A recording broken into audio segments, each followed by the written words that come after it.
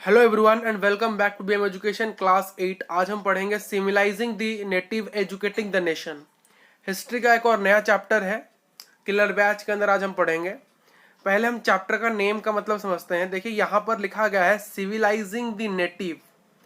Native का अर्थ होता है पीपल्स, सिविलाइजिंग यानी परमानेंट सेटलमेंट। सिविलाइजिंग का मतलब होता है परमानेंट सेटलमेंट, यानी लोगों को एक जगह परमानेंटली सेटल डाउन करना, यानी हर लोगों को किसी प्रकार से परमानेंट चीजें देना, परमानेंट सेटलमेंट देना, यानी परमानेंट घर, permanent crop field, permanent area for agriculture, permanent river, permanent water availability, हर चीज परमानेंटली देना और उनको एक सिविलाइजेशन क्रिएट करना, एक सोसाइटी क्रिएट करना आप कह सकते हो।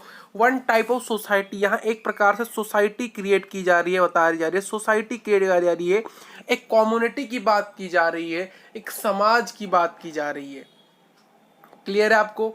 एक समाज की बात यहाँ की जा रही है।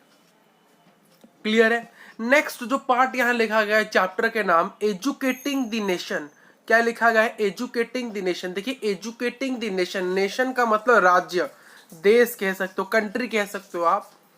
और लिटरेट, एजुकेटिंग यानी लिटरेट करना, लिटरेट, एजुकेटिंग यानी लिटरेट यानी पढ़ाना लिखाना, पढ़ा लिखा बनाना, एजुकेशन देना, उसको एजुकेटिंग नेशन, यानी लोगों को सिविलाइज करेंगे, देश को एजुकेट करेंगे। ये चैप्टर का नाम है। बहुत बढ़िया चैप्टर है, बहुत अच्छे से आज डिटेल एक्सप्लेनेशन इसका करेंगे इस चैप्टर को, और एक ही वीडियो में इसको कंप्लीट करने की कोशिश करेंगे। क्लियर है आपको? आई होप कि आपको हर चीजें क्लियर हो रही होगी इस चैप्टर में से। तो आइए शुरू करते हैं बड़े प्यार से इस चैप्टर को और माहौल से। देखिए British rule affected rajas, Nawab, peasants, tribals. British felt that they had a cultural mission and they had to civilize the native and change their customs and values. देखिए ब्रिटिशर्स ने कुछ रूल्स बनाए थे, कुछ रेगुलेशंस बनाए थे जो कि बहुत घटिया थे, ठीक, यानी बहुत फालतू थे। तो इसीलिए जो राजास थे, जो नवाब थे, जो पीजेंट्स थे, जो ट्राइबल्स थे, देखिए पीजेंट्स को आप यहाँ फार्मर मान सकते हो, मुझे कोई परेशान नहीं है, आप पीजेंट को अगर फार्मर मानते हो। देखिए peasants are the one type of farmers. Peasants वो थे जो कि इंडिगो को ग्रो कर रहे थे, तो वन टाइप ऑफ फार्मर्स हम उन्हें कह सकते हैं, या फिर हम उनको प्यार से शेयर क्रॉपर्स भी कहते हैं। हम उनको शेयर क्रॉपर्स भी कहते हैं। पीजेंट्स को एक और नाम से आना आता है शेयर क्रॉपर्स, क्योंकि वो इंडिगो की खेती कर रहे थे। ब्रिटिश के जो रूल्स रेगुलेशन और जो पॉलिसीज थे वो बहुत बेकार थे आज respect to the raja, nawab, peasant, tribals. ठीक है आपको? क्लियर है आपको? देखिए ब्रिटिशर्स को लगता था कि उनका एक कल्चरल मिशन है, उनका एक कल्चरल मिशन है। उन्हें लगता था कि हमारे इंडियंस यहाँ की कल्चरल मिशन किस रेस्पेक्ट में? देखिए वो इंडिया में आके रहे थे, कैसे? उन्होंने वो ट्रेड के माध्यम से इंडिया आए थे, वो यहाँ टेरिटोरी उन्होंने खड़ा कर दी इंडिया में। इंडिया में क्या हुआ, उनको लगा कि हमें लोगों के कल्चरल को सुधारना चाहिए, इनके हेरिटेज को सुधारना चाहिए। तो उन्होंने सोचा कि we need to civilise the natives. यहाँ पर नेटिव्स यानी कहा जा रहा है पीपल ऑफ इंडिया को, जो पीपल ऑफ इंडिया के थे उनको ही बेसिकली यहाँ कहा जा रहा है to civilise them, to civilise the natives यानी पीपल्स ऑफ इंडिया, और हमारे कस्टम्स और वैल्यूज को चेंज करने की भी बात की जा रही थी उनके द्वारा। नेक्स्ट टॉपिक देखते हैं, how the British saw the education. शिक्षा को ब्रिटिशर्स किस प्रकार से देखते थे, और द ट्रेडिशन ऑफ ओरिएंटेशन।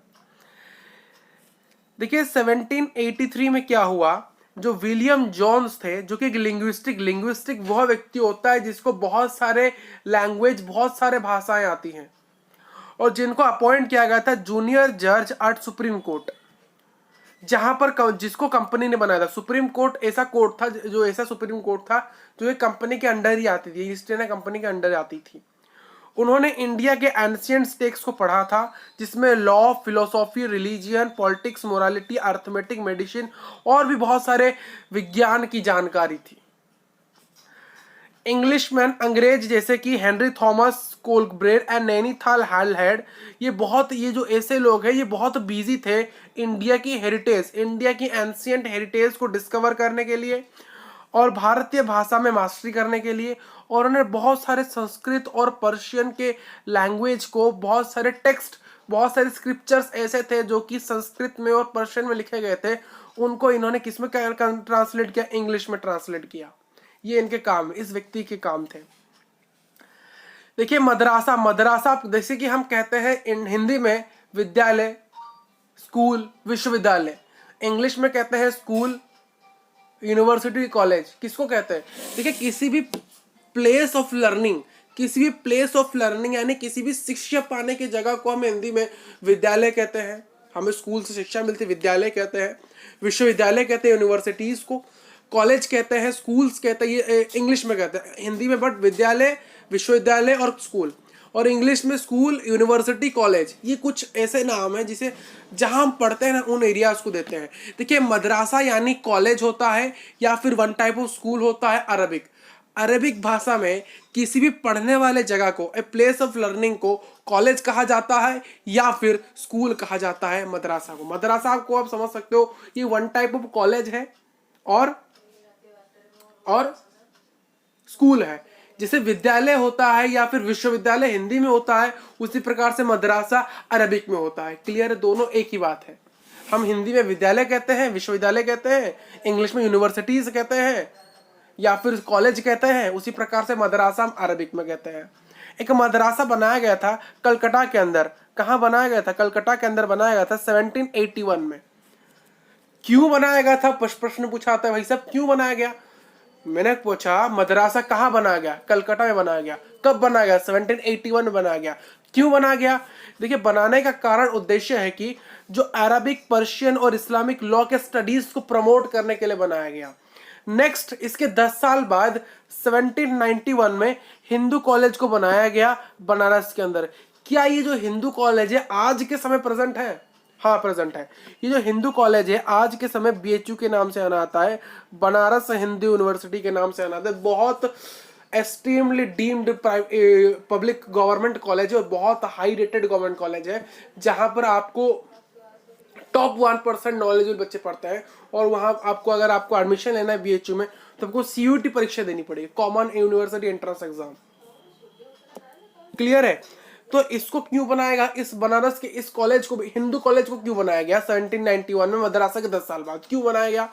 बनाने का कारण है ये एंकरेज करता है एंशियंट संस्कृत टेक्स्ट को, एंशियंट संस्कृत टेक्स्ट की पढ़ाई को बढ़ावा देता है ये जो कॉलेज, और ये जो कि बहुत यूजफुल है एडमिनिस्ट्रेशन ऑफ द कंट्री। देखिए कंट्री में बहुत सारी चीजें संस्कृत में लिखी गई थी। देखिए कंट्री एंशियंट टेक्स्ट में बेस्ड है। हमारा कंट्री एक संस्कृत स्पीकिंग लैंग्वेज है, संस्कृत में ज्यादातर चीजें लिखी गई थी। यहाँ पर इंडिया में बहुत सारे वेदर्स है, पुराणास है, बहुत सारी चीजें हैं जिनको हम अपने डेली वर्क्स में कर सकते हैं।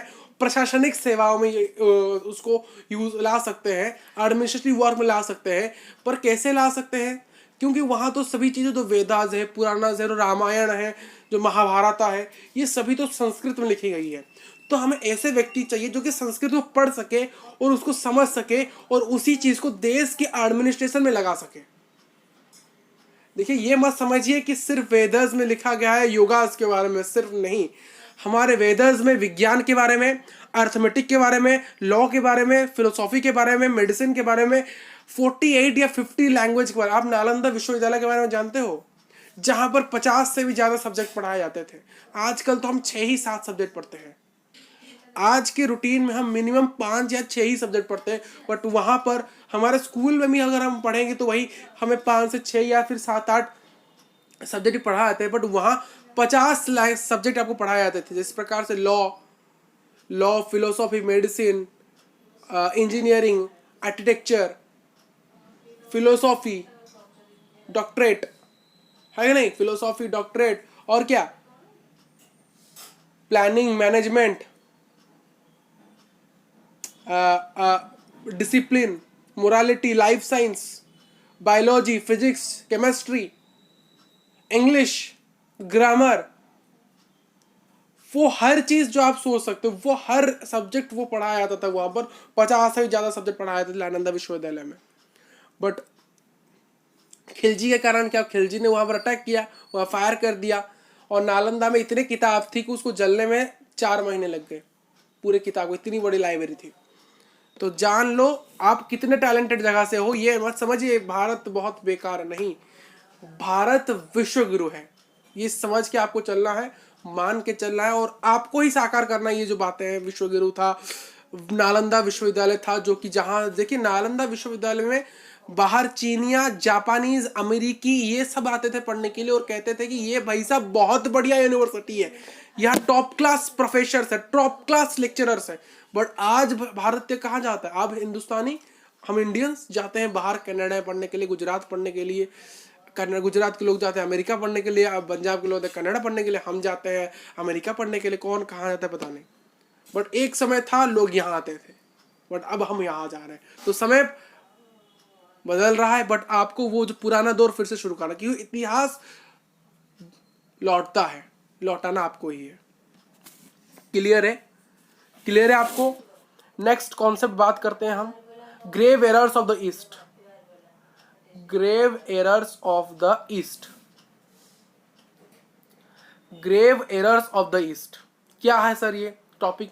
ठीक है, इस टॉपिक में डिस्कस करने वाले हैं ईस्ट ने, ईस्ट यानी इसको कहा, ईस्ट कौन, ईस्ट यानी ईस्ट इंडिया कंपनी, ब्रिटिशर्स। देखिए ओरिएंटलिस्ट क्या होता है बताइए, कौन बता सकता है ओरिएंटलिस्ट क्या होता है? मुझे आप में से कोई बताइए। देखिए ओरिएंटलिस्ट वो होता है जिसको एशिया के लैंग्वेज, हेरिटेज, कल्चर के बारे में पता हो। एक ऐसा व्यक्ति होता है जिसे एशिया महादेश के अलग अलग लैंग्वेज, अलग अलग कल्चर, अलग अलग हेरिटेज के बारे में आइडिया हो, या फिर उसे पता हो, उसको ओरिएंटलिस्ट कहते हैं। और उसको पढ़ने वाला जो होता है वो ओरिएंटलिस्ट, ओरिएंटेशन उसको बेसिकली कहते हैं। तो ओरिएंटलिस्ट वर्जन ऑफ लर्निंग को, जो ओरिएंटलिस्ट वर्जन ऑफ लर्निंग था, जिस प्रकार से हम किसको पढ़ते थे, इसलिए ओरिएंटलिस्ट वर्जन ऑफ लर्निंग यानी जहां पर हम किसी भी जगह के पर्टिकुलर एरिया के कल्चर को, लैंग्वेज को पढ़ते थे। बट जो ब्रिटिशर्स ऑफिशियल्स थे, वो ब्रिटिश ऑफिसर्स थे, उनको लगता था कि उन्होंने बहुत क्रिटिसाइज किया, बहुत बेकार कहा कि जो ओरिएंटलिस्ट लर्निंग है, ये जो वर्जन है लर्निंग है, ये बहुत बेकार है। देखिए बट वो यह नहीं जानते थे कि जो नॉलेज होता है ईस्ट का, जो ईस्ट का जो नॉलेज है, ईस्ट का जो नॉलेज है, ईस्ट का नॉलेज यानी जो ब्रिटिशर्स का जो नॉलेज है, जो ब्रिटिश एजुकेशन पॉलिसी है, वो बहुत फुल ऑफ एरर है, उसमें बहुत सारे खराबियां हैं, और उसमें बहुत सारे अनसाइंटिफिक थॉट हैं। जो ईस्टर्न लिटरेचर है, उनके जो लिटरेचर, उनके यहाँ का जो लिटरेचर यानी जो अंग्रेजों का जो लिटरेचर है, वो बहुत नॉन सीरियस है और लाइट हार्टेड है। वही भारत का जो लिटरेचर है वो बहुत बढ़िया है। भारत में जो लर्निंग चल रही थी एंशिएंट टाइम से, वो साइंटिफिक था, विदाउट एनी एरर था, विदाउट एनी एरर, जिससे बहुत सारे, देखिए वहां पर बहुत आर्यभट्टा, पाणिनि, इस प्रकार के लोग पढ़ाते थे और पढ़ते थे, समझ रहे हो, भास्करा 1 2, इस प्रकार के लोग वहां पढ़ते थे। देखिए जेम्स मिल वह व्यक्ति थे जिन्होंने अटैक किया था। देखिए जेम्स मिल उनमें से एक थे जिन्होंने ओरिएंटलिस्ट के ऊपर अटैक कर दिया था। उनके अनुसार क्या है, देखिए उनके अनुसार यह है कि जो एजुकेशन का एम होना चाहिए वो यूजफुल होना चाहिए। जो एजुकेशन को पढ़ाने का जो एम होना चाहिए वो बहुत यूजफुल होना चाहिए और प्रैक्टिकल नॉलेज पे बेस्ड होना चाहिए। देखिए इंडियंस जो थे वो पहले से ही बहुत एडवांस थे, उनकी जो पढ़ाई थी इंडियंस की वो बहुत साइंटिफिक तरीके से होती थी और टेक्निकली एडवांस होती थी। देखिए वेस्ट ने तो वही कहा कि पढ़ाई, देखिए वेस्ट की पढ़ाई अनसाइंटिफिक थी, टेक्निकली एडवांस नहीं थे। बट भारत के लोग जो एंशिएंट टाइम से साइंटिफिक वेज और टेक्निकल एडवांस से पढ़ते आ रहे हैं, और वहीं जो वेस्ट ने कहा, वेस्ट तो वही कह रहे थे, बट हम तो पहले से ही, जैसे कि आपने कहा, मैंने कहा कि तुम अच्छे बच्चे हो, बट पूरी क्लास जानते तो आप तो बचपन से ही अच्छे हो, इस प्रकार का तरीका है। ठीक है, और यहाँ बहुत सारे पोइट्रीज की बात की गई और लिटरेचर की बात की गई थी। देखिए थॉमस बैबिंगटन मैकलेओ, थॉमस बैबिंगटन मैकलेव, ये एक और क्रिटिक है ओरिएंटलिस्ट के, जो कि इंडिया को देखते थे एज ए अनसिविलाइज्ड कंट्री, और उनको लगता था कि यहाँ पर हमें सिविलाइज्ड होना है। यानी वो इंडिया को अनसिविलाइज्ड कंट्री की तरह देखते थे, और उन्हें यह लगता था कि यहाँ पर सिविलाइज्ड इन्हें करना चाहिए। तो इन्हें इसीलिए उन्होंने सोचा कि यहाँ पर इंग्लिश लैंग्वेज को इंट्रोड्यूस करना चाहिए आज स्टैंडर्ड लैंग्वेज। तो इसलिए इंग्लिश एजुकेशन एक्ट ऑफ 1835 को इंट्रोड्यूस किया गया। एक डिसीजन बनाया गया कि इंग्लिश मीडियम इंस्ट्रक्शन दिया जाएगा, यानी हर चीज़ को इंग्लिश मीडियम में दिया जाएगा। यानी अभी हम जो पढ़ रहे हैं वो भी इंग्लिश मीडियम है। बेसिकली हम इंग्लिश पढ़ रहे हैं आजकल यूट्यूब के ट्रेंड से हम इंग्लिश पढ़ रहे हैं। इंग्लिश यानी आपका कंटेंट, लिखावट, हर चीज़ इंग्लिश में है, बट हमारी जो बोलावट है, हम जो बोल रहे हैं आपसे, वो हिंदी में बात कर रहे हैं, इंग्लिश। बट इंग्लिश मीडियम कहने का मतलब आप आपके परीक्षा में आंसर को कैसे लिखते हो, इंग्लिश में लिखते हो। तो आपका इंग्लिश मीडियम में अगर आप परीक्षा में आंसर को, अगर आप मेन एग्जाम में, आपके इंग्लिश बोर्ड एग्जाम में 11वीं 12वीं में, या फिर आपके स्कूल का मीडियम जो होता है, देखिए अगर आपको स्कूल में आपकी जो किताब है, हर चीज़ है, अगर इंग्लिश में लिखी गई है, तो आप इंग्लिश मीडियम को अगर हिंदी में पढ़ा है तो हिंदी मीडियम है। ये जो मैकलेव वाला व्यक्ति है ना, इसी ने ही कहा था कि क्या करिए, इसी ने ही कहा था कि इंग्लिश मीडियम बनाना चाहिए हायर एजुकेशन में भी इंग्लिश मीडियम की इंस्ट्रक्शन होनी चाहिए, और ओरिएंटल इंस्टीट्यूशन को बंद करना चाहिए। हमें ओरिएंटल इंस्टीट्यूशन को बंद करना चाहिए। Education for commerce, next topic देखते हैं। एजुकेशन फॉर कॉमर्स यानी बिजनेस, यानी एजुकेशन को बिजनेस पर्पज से देखना चाहते हैं भाई साहब। 1854 में जो ऊर्स डेस्पास एक कमिटी, एक प्रकार से एक डेस्पास था, एक एजुकेशनल डिस्पाच था।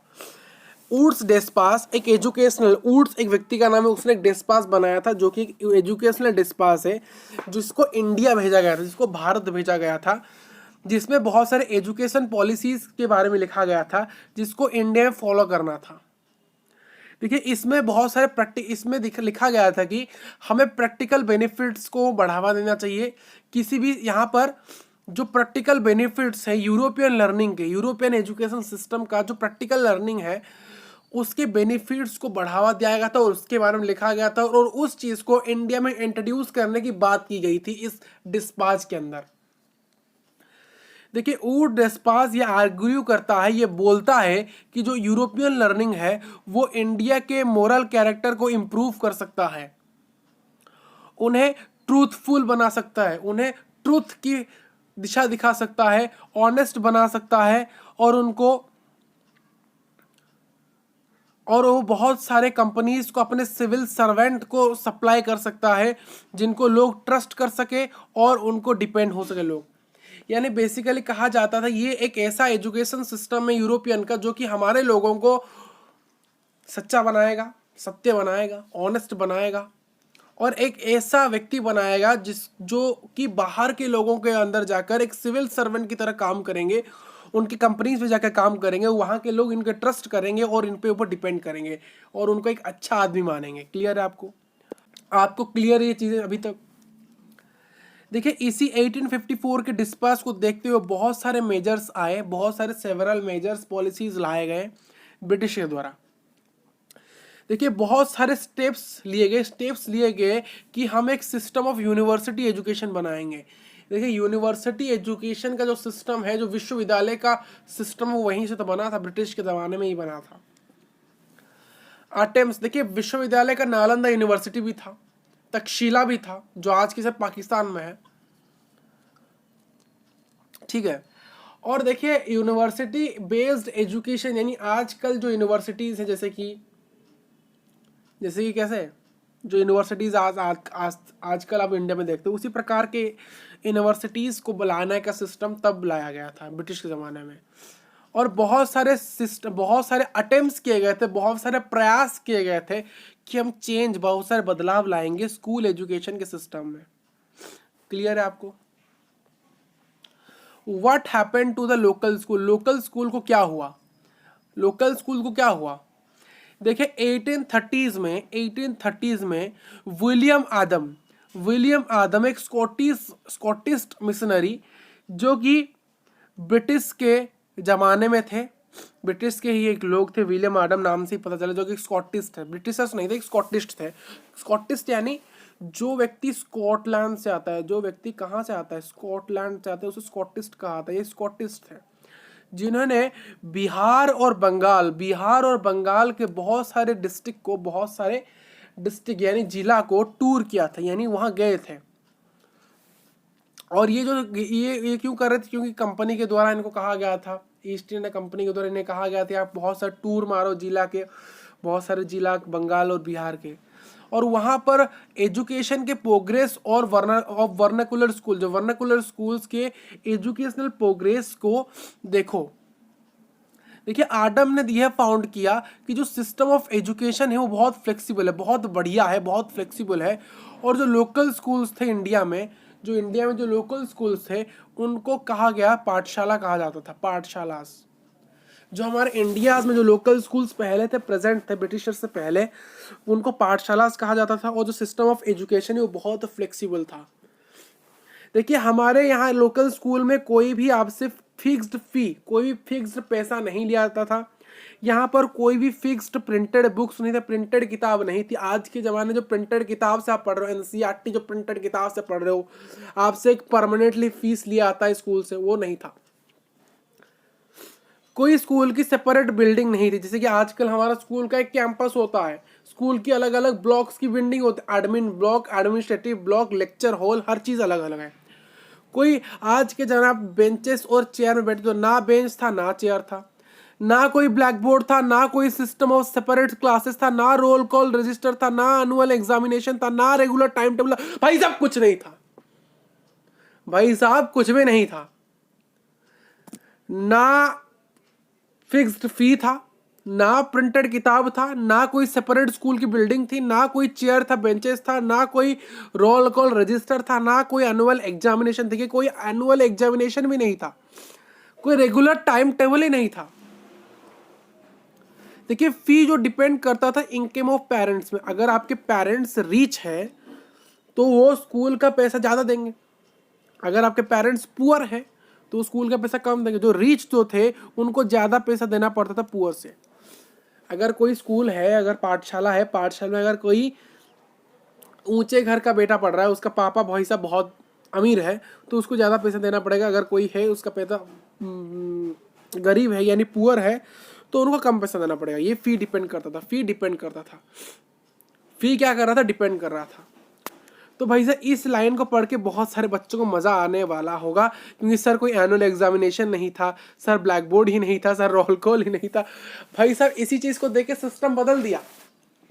यही ब्रिटिशर्स है ना जिन्होंने सिस्टम बदल दिया। भाई साहब रोल कॉल ले आए, ब्लैक बोर्ड ले आए, प्रिंटेड किताब ले आए, एनुअल एग्जामिनेशन ले आए। हर साल भाई साहब एग्जाम देना पड़ता है, हर साल। क्या फ़ायदा इस एग्ज़ाम का? हाँ, कुछ फ़ायदा है आपको? कुछ फ़ायदा मिलता है?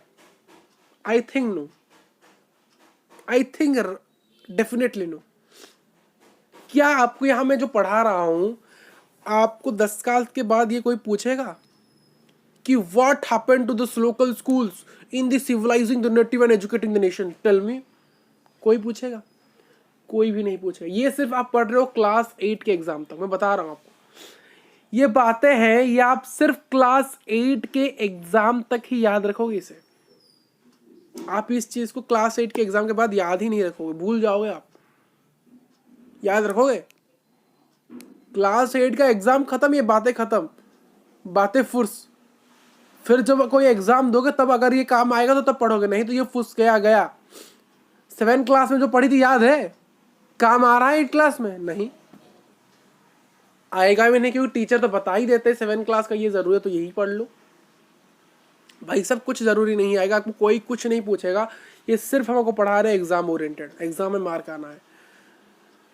आप कुछ भी करो, कहाँ भी जाओ, कुछ भी करो, लोग मार्क पूछेंगे। अगर मार्क अच्छा नहीं तो बेकार, हो अच्छा है तो भाई बढ़िया हो। टैग आपको दिया जाता है, एक टैग। अगर आपके एसएसटी में 100 में से 90 आ रहे हैं तो आप टॉपर हो, अगर 70-60 आ रहे हैं तो फेल्यूअर हो। भाई साहब बस काम खत्म, कुछ नहीं। बट वो उस 60 वालों को पता है, वो 90 वालों को पता है कि कोई काम का नहीं आगे। ये रियलिटी है इंडियन एजुकेशन सिस्टम का। देखते हैं क्या होता है। सिस्टम तो बदला नहीं जा सकता, सिस्टम ही चल के कुछ करना है, ठीक है। सिस्टम को बदला अभी नहीं जा सकता, बदलने के लिए बहुत समय लगेंगे। बदलते बदलते तक आप भी कहीं ना भाई बड़े हो जाओगे, बदलते बदलते भाई साहब आप 12वीं पास कर लोगे, और बदलेगा कब पता नहीं, कब बदलेगा पता नहीं, ठीक है। वो देखेंगे, बात की बात है, अभी आप पढ़ लो, ठीक है। क्लियर है आपको? देखिए क्लासेस कहाँ होती थी, बेसिकली जो क्लासेस होती थी वो बानियन ट्री के अंदर होती है, यानी बरगद पेड़ के नीचे होती थी जो क्लासेस होती थी, या फिर किसी विलेज शॉप के कॉर्नर में होती थी, या फिर मंदिर में होती थी, या फिर किसी गुरु के घर में होती थी। तो ये क्लासेस कहाँ कहाँ होती है, यहाँ लिखा गया है। क्लासेस बेसिकली बरगद के पेड़ के नीचे होती थी, या फिर किसी कॉर्नर ऑफ विलेज शॉप में होती थी, या फिर किसी मंदिर में होती थी। टेम्पल यानी मंदिर हम कहते हैं हिंदी में, मंदिर किसी गुरु के घर में होती, यानी आचार्य की, आपके गुरु जी के घर में होती थी। लेकिन जो टीचिंग प्रोसेस था वो ओरल था। ओरल यानी मैं आया, बैठा चेयर में, आपके साथ नीचे बैठ गया और आपको बताना शुरू कर दिया, बच्चा ये होता। मैं आया, समझो ये आपका, इसको थोड़ा सा आपको बताते हैं। आप मान लो ये बनियन ट्री है, यानी बरगद का पेड़ है, यहाँ बच्चे नीचे बैठे हैं और यहाँ मैं आया, ये एक चांदनी बनी गई है, यहाँ पर इसको बनाया गया, यहाँ मैं आके बैठा, आपको बताना शुरू कर दिया, बच्चों सिविलाइजिंग द नेटिव, हिंदी में, पूरी तरह से हिंदी में, बच्चों देश के विकास के लिए क्या करना होगा, हमें कुछ चीजें करनी पड़ेगी। इस प्रकार से हमने बातें करना शुरू कर दिया, यानी चीजें पूरी तरह से ओरल चल रही थी, यानी पूरी तरह से बातों बातों में ये चीजें चल रही थी, ना कोई पेन, ना कोई पेपर, ना कोई स्लाइड, ना कोई कुछ नहीं। और गुरुजी डिसाइड करते थे कि हमें क्या पढ़ना है, स्टूडेंट्स को नीड्स को लेकर। अगर स्टूडेंट्स को जरूरत है कि वो विज्ञान में कमजोर है तो विज्ञान ही पढ़ेंगे। देखिए कोई प्रेशर नहीं है, एग्जाम होने वाला नहीं है, तो जो आता है, जो आएगा वो सीख के जाएंगे और जिंदगी में अप्लाई करेंगे। देखिए अगर हम आपको कुछ पढ़ा रहे हैं ना, अगर आप वो जिंदगी में तब वो बच्चे अप्लाई करते तो इसलिए उस समय बहुत ग्रेट ब्रिलियंट लोग थे। क्या उस समय आर्यभट्ट की तरह अब कोई आर्यभट्ट निकल रहा है? निकल सकता है, निकल सकते हैं, बट साइंटिस्ट निकल सकते हैं, बट आर्यभट्ट जितना टैलेंटेड कोई निकल नहीं सकता। ये हम भी मानते हैं, हम भी उतने टैलेंटेड नहीं आप हमें जितना समझते हो। हम जस्ट ओनली टीचर है, जस्ट ओनली टीचर जो आपको ये क्लास 8 का कंटेंट पढ़ा रहा है आपके एग्जाम के लिए, बस काम खत्म, इतना ही काम है। क्या उससे अलावा हमें कुछ आता है? हाँ, ज़्यादातर हमें क्लास 12 की चीज़ें आ जाएगी, ज़्यादातर हम 9 से 12 तक बच्चों को हर क्वेश्चन पढ़ा देंगे, हर चीज़ पढ़ा देंगे सिर्फ उनके एग्जाम के लिए। उससे अच्छी ज़्यादा हम कुछ कर सकते हैं क्या? अभी मैं डोरेमोन बना सकता हूँ? नहीं ना। क्या मैं अभी स्पेस क्राफ्ट बना सकता हूँ? नहीं। क्यों? क्योंकि उस प्रकार की मैंने पढ़ाई नहीं की। बट तब क्यों? क्योंकि मैंने टीचिंग से रिलेटेड ही सिर्फ पढ़ी है। अगर कोई टीचर हो तो टीचिंग से रिलेटेड ही पढ़ेगा, अगर कोई आर्मी ऑफिसर तो आर्मी से रिलेटेड ही कुछ चीज़ पढ़ेगा, अगर कोई बैंकर हो बैंकिंग से रिलेटेड चीज़ पढ़ेगा। बट उस समय क्या होता था, हर एक बच्चे को हर सब्जेक्ट पढ़ना पड़ता था, 50 के 50 सब्जेक्ट्स। मोरालिटी होती थी भाई साहब, लाइफ साइंस होती थी, मोरल साइंस होती थी, हर चीज़ पढ़ाई जाती थी भाई साहब। तो उसे हर चीज़ का नॉलेज उसके पास है, तो वो एक वन मैन आर्मी है। उसको हर चीज़ आता है, उसको मैनेजमेंट आता है, उसको साइंस आता है, उसको विज्ञान आता है, उसको कॉमर्स आता है, उसको आर्ट्स आता है, हर चीज़ आती है भाई साहब। बट आज के समय में एक साइंस के बच्चे को कॉमर्स नहीं आता है, एक कॉमर्स के बच्चे को आर्ट्स नहीं आता है, उसको वो आता है, उसको वो नहीं आता, ये आता है भाई साहब, बहुत कुछ आता है, नहीं आता, इस प्रकार से समझा रहा है। बट तब हर किसी को हर कुछ आता था। They are interacting with this. देखिए गुरुजी हर एक स्टूडेंट के साथ, देखिए वो क्या करते थे, गुरुजी जो थे आपके, जो गुरुजी थे वो ग्रुप ऑफ स्टूडेंट के साथ सेपरेटली इंटरेक्ट करते थे। यानी गुरुजी अगर 40 बच्चे पढ़ रहे हैं तो गुरुजी ने 4 ग्रुप बनाए थे 10-10 बच्चों का, और हर एक बच्चे के साथ वो इंडिविजुअली डिस्कस करते थे, हर एक बच्चे के हर इंडिविजुअली हर किसी के साथ वो इंटरेक्ट करते थे और उनके लेवल्स पर, यानी मान लो मैंने क्या किया,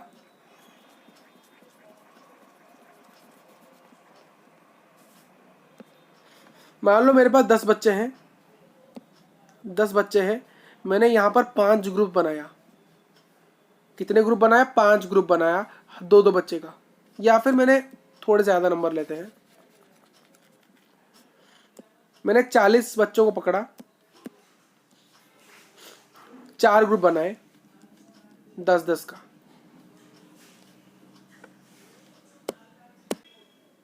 देखिए मैंने सोचा कि ये जो 10 वाले बच्चे हैं इनके साथ मैंने इंटरेक्ट किया, मुझे पता चला कि ये बच्चे लॉ में बहुत कमज़ोर हैं और इनको साइंस बहुत अच्छी आती है, तो इनको मैंने लॉ पढ़ाया। और ये जो 10 बच्चे थे इनको मेडिसिन बिल्कुल नहीं आती थी, इनको फिलोसफी बहुत अच्छा आती थी, तो इनको मैंने मेडिसिन पढ़ाया। इनको मैंने देखा कि इनको मैथ आती है बट फिजिक्स नहीं आता, तो मैंने फिजिक्स पढ़ाया। इनको मैथ नहीं आती थी, फिजिक्स आती, तो इनको मैंने मैथ पढ़ाया। तो हर एक बच्चे के लेवल्स को हमने देखा और यह देखा कि ये जो बच्चे थे पहले वाले बच्चे, इनको भाई साहब मान लो और दो बच्चे आए उनको कुछ भी नहीं आता था, तो उनको उनके लेवल में पढ़ाया जाता था। पहले धीरे धीरे साइंस पढ़ाया गया, धीरे धीरे मैथ पढ़ाया गया, धीरे धीरे हर चीज पढ़ाया गया। तो डिफरेंट लेवल ऑफ लर्निंग के बेसिस पर डिफरेंट ग्रुप्स बनाए जाते थे, उनके बेसिस पर उनको पढ़ाया जाता था। ये बहुत अच्छी बात है। देखिए अभी हम यूट्यूब में वीडियो छोड़ रहे हैं, ये वीडियो को मैंने छोड़ा, इसको कितने बच्चे देखेंगे? बहुत कम। स्पेसिफिक बच्चे ही देखेंगे, कुछ स्पेसिफिक बच्चे होंगे जिनको ये चैनल अच्छा लग रहा हो वही देखेंगे, और बाकी के बच्चे हुए लोग क्या करेंगे? अपने ट्यूशन वाले टीचर से पढ़ सकते हैं, कोई और यूट्यूब चैनल वहाँ से पढ़ सकते हैं। तो डिफरेंट भाई साहब कैटेगरी बच्चे हैं। पहले कैटेगरी टीचर डिसाइड करता था, आजकल स्टूडेंट खुद ही कैटेगरी हो जा रहे हैं, है कि नहीं? समझ रहे हो? ऑनलाइन में बच्चे खुद ही कैटेगराइज्ड हैं। आजकल के बच्चे खुद कैटेगराइज्ड हो जाते थे, बट स्कूल में नहीं हो पा रहे हैं, ऑनलाइन में हो जा रहे हैं। स्कूल में नहीं हो पा रहे हैं क्योंकि स्कूल में भाई साहब आजकल के इंडियन एजुकेशन सिस्टम में एक क्लास में 50 बच्चे बैठते हैं, मास्टर 1 बच्चे 50, तो उससे क्या फ़ायदा है? फ़ायदा है 1:50 का रेशियो, एक टीचर में 50 बच्चे, कोई फ़ायदा है? 50 बच्चे का रिकॉर्ड वो मेंटेन कर पाएगा? कभी भी मेंटेन नहीं कर पाएगा। अगर वो उन 50 को डिवाइड कर रहा है ग्रुप से तब वो कर पाएगा, बट आजकल के स्कूल में टीचर्स को इतना टाइम ही कहाँ कि वो हर एक बच्चे के साथ इंटरेक्ट करे। वो कहेंगे स्कूल का काम है, यह काम है, एडमिन का काम है, भाई से वहाँ जाओ, वो गार्डन का काम है, ये काम है, XYZ बहुत काम कहते हैं। आजकल बच्चों का काम तो उनको कम ही लगता है, सिर्फ लगता है बच्चों को आए पढ़ा के चले गए बस, काम खत्म। नहीं होता इस प्रकार से। इसलिए तो अगर टीचर ऐसे पढ़ाएंगे, सिर्फ आए पढ़ा के चले गए क्लास में, तो इसीलिए तो 50 में से 10 ही बच्चे अच्छे नंबर लाते हैं और 40 बचे हुए जो 40 है वो नहीं लाते हैं। क्यों नहीं लाते? क्योंकि उनको कोई पूछता नहीं है तुम क्या चाहते हो, क्या तुम्हारा लेवल है, कहाँ तुम एग्जिस्ट करते हो। कोई पूछता है किसी को? 50 बच्चों को कौन पूछ पाएगा? ये पूछने का संभव ही नहीं, उतना टाइम ही नहीं है पूछने के लिए। ठीक है, क्लियर है? क्लियर है आपको?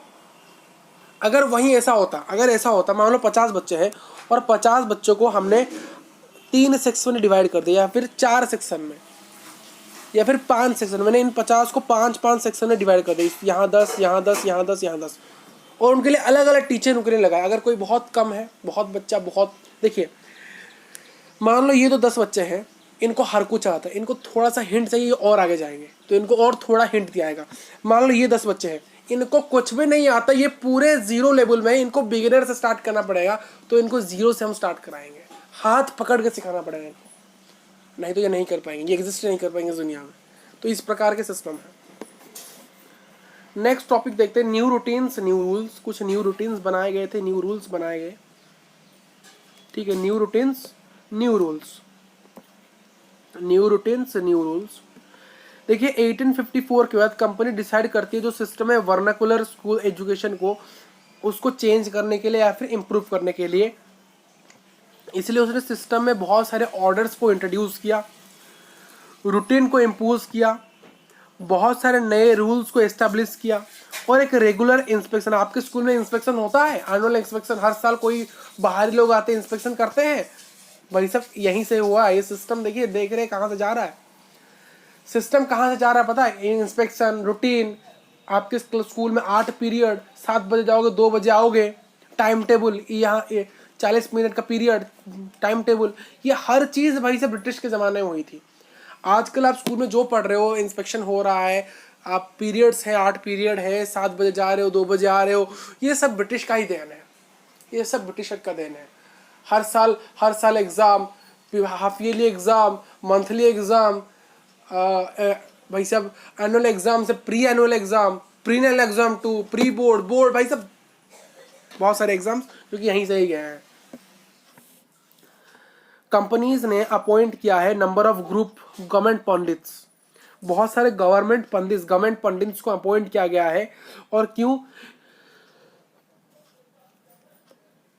देखिए, जो ईस्ट इंडिया कंपनी थी उसने बहुत सारे नंबर में गवर्नमेंट पंडित्स को अपॉइंट किया है, जिनको इंचार्ज रखा जाएगा 4 से 5 स्कूल को देखने के लिए, यानी 4 से 5 स्कूल को देखभाल करने के लिए इंचार्ज में रखा गया गवर्नमेंट पंडित्स, जिनको रिक्रूट किया गया। तो जो रिक्रूटमेंट की बात आती थी, गवर्नमेंट सरकार जो रिक्रूटमेंट करती थी, वो भी यहीं से ही आया है। तो आप कह सकते हो हमारी जो आज की जो नीति है, आज का जो हमारा सिस्टम है, वो पूरी तरह से कहीं ना कहीं ब्रिटिशर्स की देन है। आजकल हम जो नौकरी मिलता है हमें एक सरकार के अंदर, जो रिक्रूटमेंट होती है, आपकी टीचर जो है वो रिक्रूटमेंट होके आए हैं गवर्नमेंट ऑफ इंडिया के द्वारा, उनको सैलरी मिलती है, फिक्स सैलरी हर महीने मिलती है आपको पढ़ाने के लिए गवर्नमेंट में। स्कूल बिल्डिंग है, कैंपस है, एक रूटीन है, ये जो हर चीज़ है ना, ये बेसिकली एक ब्रिटिश सिस्टम में बेस्ड है। ये ब्रिटिश एरा का देन है। आज का जो एरा है आपका, ब्रिटिश एरा का देन है। देखिए, आजकल की जो टीचिंग हो रही है वो टेक्स्ट बुक पे बेस्ड हो रही है। आजकल हम पढ़ रहे हैं ना, उनमें जो टेक्स्ट, वहाँ पर टेक्स्ट बुक को इंट्रोड्यूस किया गया कि आपको प्रिंटेड फॉर्मेट में लिखी हुई चीज़ें मिलेगी। और आपने क्या पढ़ा, आपने क्या सीखा, पूरे साल आपने पढ़ा, आपको पूरे साल हमने पढ़ाया है, कुछ तो पढ़ा होगा, और आपने क्या पढ़ा, क्या सीखा, उसको हम टेस्ट करते हैं एक एनुअल एग्जाम करके। पहले एनुअल एग्जाम नहीं होता था, एंसेंट इंडिया में नहीं होता था, ब्रिटिशर्स के पहले एंसेंट इंडिया। देखिए, ब्रिटिशर्स ने जब एजुकेशन को चेंज करने की बात की, उससे पहले वैसा एनुअल एग्जाम होता ही नहीं था, क्योंकि तब हम एजुकेशन को अपनी लाइफ में इंट्रोड्यूस करते थे। बट आजकल हम एजुकेशन को only for the papers, exam papers के लिए इंट्रोड्यूस करते हैं, ना किसी और के लिए। क्लियर है आपको? देखिए, स्टूडेंट्स को एक रेगुलर फी भरना चाहा, मैंने रेगुलर फी देने की बात की गई। उनको कहा गया कि आप रेगुलरली क्लास अटेंड करिए, आपको एक ही जगह फिक्स्ड जगह पर बैठना पड़ेगा, और ये जो न्यू रूल्स है डिसिप्लिन के, इनको ओबे करना पड़ेगा।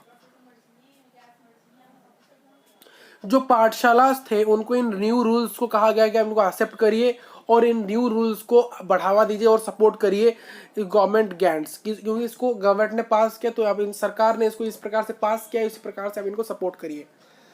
देखिए, न्यू रूल्स के साथ, देखिए न्यू रूल्स के कुछ कॉन्सिक्वेंसेस, जैसे कि स्टूडेंट्स को रेगुलरली स्कूल अटेंड करना चाहिए, एक फिक्स टाइम, जैसे कि आप 7 बजे आते हो, 2 बजे आते हो।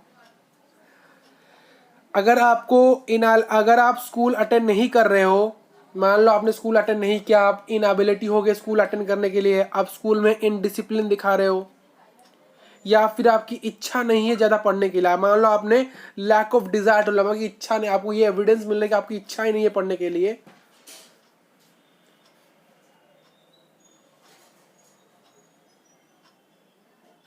देखिए ये जो सिस्टम था, नया सिस्टम, इससे क्या हुआ, इससे ये हुआ कि बच्चे रेगुलरली स्कूल अटेंड नहीं कर पाए, इनडिसिप्लिन हो गए, क्योंकि भाई साहब ये जो सिस्टम है बहुत फालतू था, और यहाँ पर बहुत सारे लोगों की इच्छा भी नहीं हो रही पढ़ने। भाई साहब पढ़ेंगे सिर्फ एग्जाम ओरिएंटेड।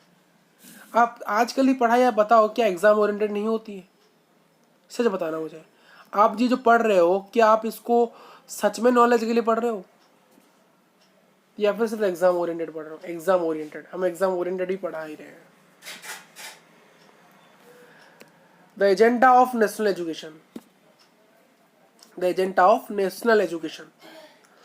कुछ इंडियंस इम्प्रेस्ड है development in Europe, some Indian impressed with development in Europe में डेवलपमेंट होने के कारण कुछ इंडियंस क्या थे, बहुत ज़्यादा इम्प्रेस्ड थे उससे, और उनको लगता था कि जो वेस्टर्न एजुकेशन है वो इंडिया को मॉडर्नाइज करेगा, यानी मॉडर्न बनाएगा, मॉडर्न एरा में ले जाएगा।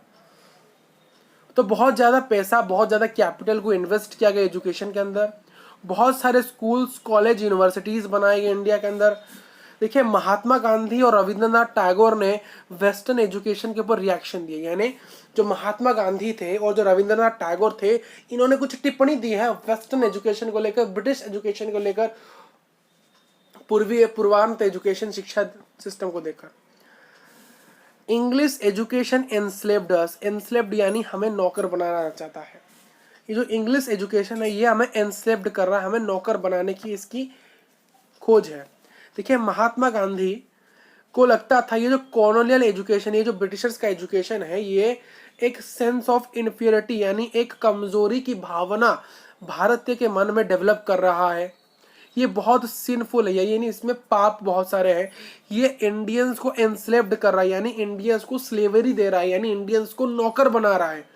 इंडियंस को मालिक की मेंटालिटी से नौकर की मेंटालिटी को शिफ्ट कर रहा है। और ये कास्ट ऑन एविल स्पेल, ये हमारे ऊपर एक एविल स्पेल, एक शैतान की तरह चढ़ गया है।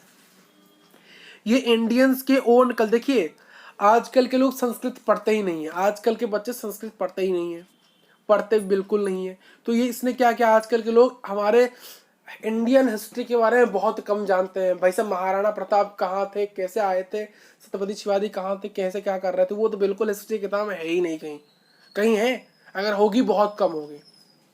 तो इस प्रकार से इंडियन के कल्चर को ये पूरी तरह से डिस्ट्रॉय कर रहा था ये एजुकेशन सिस्टम। महात्मा गांधी चाहते थे कि एजुकेशन इंडियंस को हेल्प करे अपने सेंस, अपने डिग्निटी, अपने सेल्फ रेस्पेक्ट को रिकवर करने के, बट ये हमें एनस्लेव्ड कर रहा था, हमारे सेल्फ रेस्पेक्ट को हानि पहुंचा रहा था। अकॉर्डिंग टू महात्मा गांधी, महात्मा गांधी के अनुसार जो इंडियन लैंग्वेज थे वो एक मीडियम ऑफ टीचिंग थे। अगर देखिए हम आपको हिंदी पढ़ा रहे हैं, आपको समझ आ रहा है, अच्छे से समझ आ रहा होगा। अगर आपकी लोकल लैंग्वेज है उसमें अगर आपका टीचर आपको लोकल लैंग्वेज में पढ़ा रहा है तो आपको और अच्छे समझ आएगा। अगर आपको लोकल लैंग्वेज, देखिए मोस्ट ऑफ द बच्चों का इंडिया में हिंदी लोकल लैंग्वेज है, तो मैं हिंदी में पढ़ा रहे तो बहुत बच्चों को ये वीडियो बहुत अच्छे समझ आएगा और उनके दिमाग में फिक्स होगा। अगर वही मैं इंग्लिश में पढ़ा रहा होता, फुल वीडियो इंग्लिश में होता, इंग्लिश में बोल रहा होता, इंग्लिश में लिख रहा होता, इंग्लिश में हर चीज़ होता, तो भाई साहब आप पागल हो जाते। इसलिए आजकल में यूट्यूब में इंग्लिश पढ़ाई जाती है आपको, यानी इंग्लिश का कंटेंट हिंदी हम बोलते हैं, इसलिए इंग्लिश। अगर इंग्लिश से पढ़ाएंगे तो भाई साहब आपको सर ये समझ नहीं आ रहा है, हिंदी बताओ, हिंदी में बोलो, हिंदी में बोलो। आपके स्कूल के जो टीचर है वो आपको इंग्लिश में पढ़ा रहे हैं, इंग्लिश में बोल रहे हैं, इंग्लिश में पढ़ा रहे हैं, इसलिए आपको समझ नहीं आ रहा है। यूट्यूब से क्यों समझ आता है, क्योंकि यूट्यूब में जो टीचर है वो हिंदी में पढ़ाता है। और ट्यूशन टीचर अच्छे से समझ क्यों होता है, क्योंकि ट्यूशन में जो टीचर होते हैं वो आपको लोकल लैंग्वेज पढ़ाते हैं। अगर आपकी लोकल लैंग्वेज मराठी है तो मराठी पढ़े, उड़िया है तो उड़िया में पढ़ाएंगे, असमी से तो असमी पढ़ाएंगे, तो आपको और अच्छे से समझ आएगा।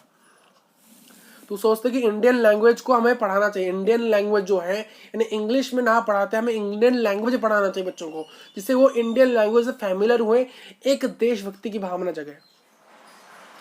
और ये डेवलप करते हैं पर्सन्स माइंड एंड सोल, अपने माइंड को और सोल को, आत्मा और परमात्मा। भाई साहब हमें तभी अच्छे से लगता है, समझ आता है किसी चीज। अगर आत्मा तक आपको मैंने कुछ कॉन्सेप्ट समझाया, वो आपके आत्मा तक कभी पहुंचेगी जब आपको वो आप ही के भाषा में समझाया जाए, ना ही किसी और भाषा में। देखिए महात्मा गांधी ने कहा था जो वेस्टर्न एजुकेशंस है वो फोकस्ड करते हैं रीडिंग और राइटिंग में, यानी लिखावट। देखिए आपको लिखना है, हम कहते हैं ना आप लिखो भाई साहब, पढ़ो लिखो पढ़ो लिखो और कुछ मत करो। बट पहले ना कि वो ओरल लैंग्वेज बिल्कुल भी फोकस नहीं करते, टेक्स्ट बुक को ज्यादा व्यू दिया था, यानी आपकी किताब में क्या लिखा गया है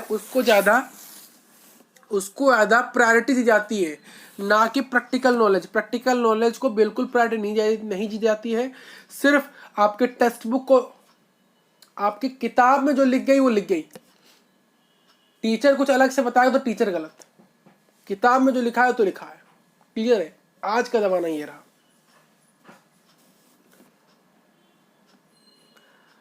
और दो ही टॉपिक रहे,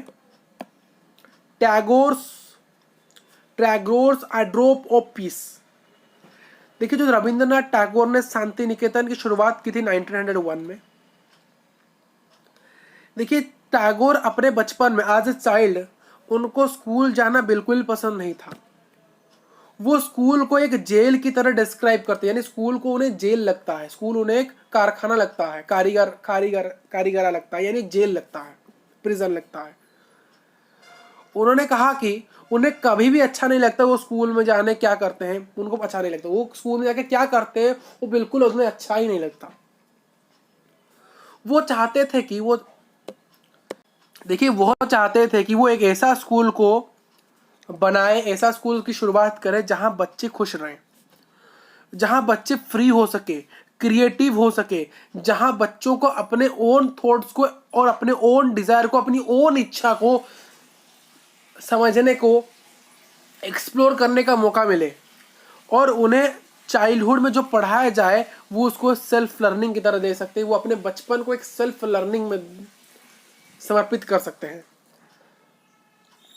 उनको यहाँ पर साइंस विज्ञान पढ़ाने की बढ़ावा दी जाएगी, टेक्नोलॉजी पढ़ाई जाएगी शांति निकेतन में, आर्ट म्यूजिक डांस, यानी आर्ट म्यूजिक डांस के अलावा उनको साइंस और टेक्नोलॉजी पढ़ाई जाएगी। और उनके अनुसार क्रिएटिव लर्निंग को स्कूल में हमारे नेचुरल एनवायरनमेंट में इंट्रोड्यूस करना चाहिए। देखिए नेचुरल एनवायरनमेंट में पढ़ोगे तो आपको अच्छा लगेगा, और उसके साथ साथ आपको क्रिएटिव लर्निंग ही पढ़ाई जाएगी। और ये जो स्कूल होगा ये कलकत्ता से 100 किलोमीटर दूर होगा, एक रूरल एरियाज में, एक रूरल गांव में होगा, एक गांव के एरिया में होगा, और जिसको वो एक अडोब ऑफ पीस, एक पीस ऑफ माइंड के नजरिए से देखेंगे। इसलिए अडोब ऑफ पीस यानी शांति निकेतन, शांति यानी पीस, निकेतन यानी इंस्टीट्यूशन, जहां पर हम नेचर, बच्चे एक साथ अपने नेचुरल क्रिएटिविटी को खोज सकेंगे, यानी कल्टीवेट कर सकेंगे, यानी निकाल सकेंगे अपने अंदर से। लास्ट टॉपिक इस चैप्टर का शायद यही है, तो ये आपका लास्ट टॉपिक है, the difference between the educational views of Mahatma Gandhi का क्या एजुकेशनल व्यू था और रविंद्रनाथ टैगोर का क्या व्यू था। यहां से 5 नंबर का क्वेश्चन आता है, ये इस चैप्टर का सबसे इंपॉर्टेंट टॉपिक है। एग्जाम में डायरेक्ट क्वेश्चन पूछा आता है, what are the difference between the educational views of the Mahatma Gandhi and the Rabindranath Tagore, justify your answer. एक और क्वेश्चन पूछा आता है, is Mahatma Gandhi and Rabindranath Tagore have different values due for the education, justify, comment, briefly explain the educational views of Mahatma Gandhi and Rabindranath Tagore. 5 mark का sure short question यहीं से ही आएगा। इसको भाई साहब रट लो, इस चीज को रट लो भाई साहब, रट लो यानी याद रख लो, पूरी तरह से दिमाग में छपा लो, क्वेश्चन आएगा ही आएगा यहाँ से। देखिए महात्मा गांधी को लगता था जो वेस्टर्न एजुकेशन है वो इंडियन के कल्चर को हैम्परिंग कर रहा है। उनको लगता था कि जो मॉडर्न एजुकेशन है, जो वेस्टर्न एजुकेशन है, इंडिया को मॉडर्नाइज कर रहा है, बट लोगों को एजुकेट नहीं कर रही है। हमें मॉडर्नाइज तो कर रहा है, हमें मॉडर्न दुनिया में चलना कैसे, बोलना कैसे, वो तो सिखा रहा है, बट हमें एजुकेट नहीं कर रहा है, हमें अपने कल्चर को रेस्पेक्ट करना नहीं सिखा रहा है, हमें बिहेव कैसे करना नहीं सिखा रहा है, हमें कुछ भी नहीं सिखा रहा है। टैगोर चाहते थे कि वो एक ऐसा स्कूल बना सके जहां पर एक कॉम्बिनेशन हो इंडियन ट्रेडिशंस का। उनको पता था कि ये साइंस का, टेक्नोलॉजी का कितना इंपॉर्टेंस है, और उनको यही पता था कि हम आर्ट, म्यूजिक और डांस के अलावा साइंस और technology, science and technology the future thing of the world. आज की दुनिया साइंस से और टेक्नोलॉजी से चलती है, ना कि आर्ट, म्यूजिक और डांस से। उन्हें यह भी लगा था कि आर्ट, म्यूजिक, डांस सिखाना भी पड़ेगा, उसके साथ वो साइंस और टेक्नोलॉजी पढ़ाएंगे। कहाँ पर? शांति निकेतन में। तो यही था आपका पूरा चैप्टर में बहुत लंबा, ये वीडियो मुझे लगता है बहुत लंबा हुआ है, ये वीडियो बहुत लंबा हुआ है, बट कोई नहीं, ये पूरा डिटेल एक्सप्लेनेशन मैंने आपको इस चैप्टर का दिया है। और thank you for watching this video. Next class में पढ़ेंगे नेक्स्ट क्लास में पढ़ेंगे ओमेन, कास्ट एंड रिफॉर्म। ठीक है, मिलते हैं नेक्स्ट क्लास में। Thank you for watching this video.